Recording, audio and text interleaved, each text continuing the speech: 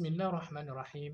Alhamdulillahirabbilalamin wa bihi nasta'inu ala umurid dunya waddin. Wa sallallahu ala sayyidina Muhammadin wa ala alihi wa sahbihi ajma'in. Assalamualaikum warahmatullahi taala wabarakatuh. Kepada para penonton yang dirahmati Allah Subhanahu wa taala, apa khabar anda? Dan semoga anda dan keluarga anda dalam sihat walafiat di luar sana. Baik, insyaAllah pada hari ini saya berkongsi dengan para penonton mengenai tentang fardhu wudu dari kitab Imam Syafi'i. Dan kenapa saya ingin berkongsi dengan para penonton bab fardhu wudu, kerana kita masih dalam suasana wabak COVID-19 dan kita harus berhati-hati kerana kita bersyukur pada Allah Subhanahu Wa Taala di mana wabak pun dah bagi berkurangan, dan kita berdoa pada Allah Subhanahu Wa Taala supaya wabak ini atau penyakit ini dihilangkan oleh Allah Subhanahu Wa Taala dan berikan ubat supaya kita dapat solat berjamaah seperti sedia kala. Baik, seperti yang terangkan tadi, kenapa saya ingin terangkan dapat mengenai tentang fardhu wudu. Pertama, kita untuk mengingatkan kembali apa yang kita pelajari. Yang kedua, dalam keadaan suasana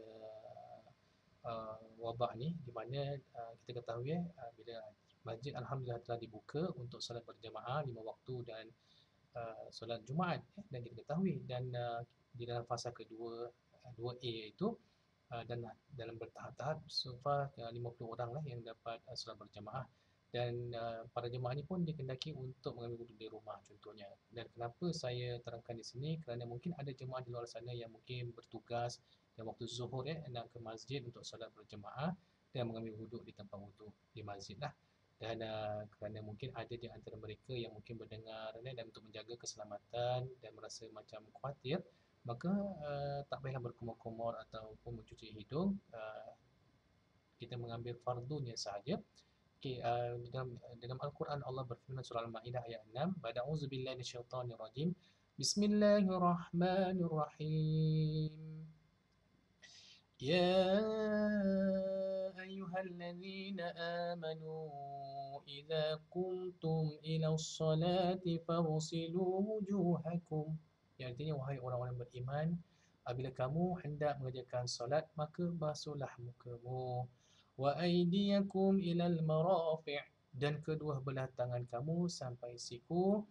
Wamsahu biru'usikum, dan sapulah kepala kamu. Wa arjulakum ilal ka'bain, dan basuhlah kedua belah kakimu sampai kedua mata kaki ataupun buku lali. Ini adalah fardunya wuduk, iaitu seperti saya terangkan tadi dan kita Imam Syafi'i, iaitu ada 6. Pertama adalah niat. Niat itulah penting. Kedua iaitu membasuh muka.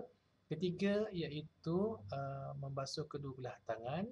Dan keempat iaitu menyapu kepala. Kelima, membasuh kedua kaki hingga mata kaki ataupun buku lali. Keenam adalah tertib.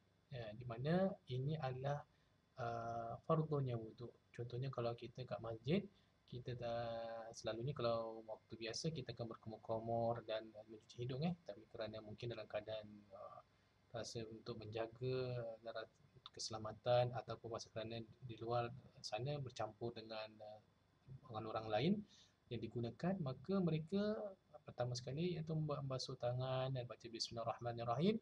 Maka jatuhkanlah niat nawaitu raf'al hadasil asghari lillahi ta'ala, saja aku mengangkat hadas kecil kerana Allah Ta'ala, dan kemudian basuh muka kita dan jatuhkan niat ketika itu. Dan seterusnya iaitu membasuh kedua belah tangan sampai siku, wa aydiyakum ilal marafi', dan kemudian iaitu wamsahu biru'usikum, dan sapulah kepala kamu, wa arjulakum ila ka'bain, dan basuh kedua belah kakimu sehingga buku lali. Ini adalah antara fardunya wuduk. Dan terakhir adalah tertib. Senang puan tuan-tuan dan puan, supaya kita senang hafal. Pertama, saya ulang sekali lagi untuk kita cepat hafal.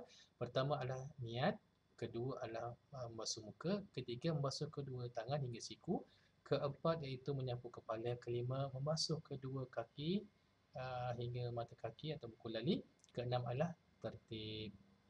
Contohnya begitu juga mungkin ada di antara jemaah yang mungkin ada buat piknik bersama keluarga di luar, dan ketika masuk waktu zuhur dan mengambil wuduk di laut lah contohnya, mengambil air laut sebagai wuduk, kerana air laut itu adalah air yang mutlak, air yang suci lagi menyucikan. Dan kita dapat, dan kita tahu air laut ni masin contohnya bila kita ambil wuduk contohnya, ada nampak macam ada mungkin ada orang yang rasa macam nak kumur-kumur, rasa macam kurang confident pasal kerana mungkin airnya masin ataupun dan sebagainya, maka teruslah mengambil wuduk, terus membasuh muka, tangan menyabut kepala dan kaki, dah sudah mencukupi dan terus solat. Ya, ini saya berkongsi dengan para penonton supaya kita lebih yakin dan kita ketahui dalam hukum-hukum ataupun dalam fardunya wuduk. Itu antara satunya saya berkongsi dengan para penonton supaya beri manfaat kepada para penonton. Baik, insyaAllah sebelum saya akhiri, saya ingin berkongsi dengan para penonton dalam satu buah hadis, ya, dari Abu Hurairah, ya. An Abi Hurairah radhiyallahu an qala Rasulullah sallallahu alaihi wasallam innal ummati yud'auna yaumal qiyamah ghurran muhajjalina minal asaril wudu' faman istata'a minkum ayyutila ghurahu falyaf'al. Dia artinya dari Abu Hurairah radhiyallahu an, Rasulullah SAW bersabda, sesungguhnya umatku akan dipanggil pada hari kiamat dengan keadaan bercahaya, ghurrah. Pada waktu anggotanya wuduknya kerana bekas wuduk. Kerana itu barang siapa yang ingin memanjangkan cahayanya, maka hendaklah dia melakukannya. Dari hadis Bukhari, Muslim, Baihaqi dan Ahmad, ya. Maka kita beruntung sebagai umat Nabi Muhammad sallallahu alaihi wasallam, orang yang sentiasa mengambil wuduk. Nanti insya-Allah di padang mahsyar atau hari kiamat, seorang yang selalu mengambil wuduk menjaga solatnya, dia akan bercahaya-cahaya, dan Rasulullah akan kenal umatnya yang orang yang selalu mengambil wuduk bercahaya itu, ya. Saya rasa sampai di sini dahulu saya berkongsi dengan para penonton supaya memberi manfaat kepada para penonton. Dalam keadaan ini mungkin para penonton yang melihat atau mendengar, ya, daripada tazkirah ini, ambil fardu wuduk kalau rasa ada kekhawatiran, ambil yang fardu saja. Ataupun kalau anda nak ambil contohnya seperti biasa berkumur-kumur dalam hidung pun boleh, tapi kita tidak menggalakkan kerana keadaan ini di mana keadaan wabak ni kita tidak melihat, penyakit itu kita masih terdedah, kita tidak ketahui. Dan untuk menjaga keselamatan para jemaah, iaitu diri anda sendiri dan begitu dengan jemaah lain, ya. Saya rasa sampai di sini dahulu saya berkongsi dengan para penonton. Semoga mendapat ilmu yang bermanfaat. Wassalamualaikum warahmatullahi taala wabarakatuh. Terima kasih.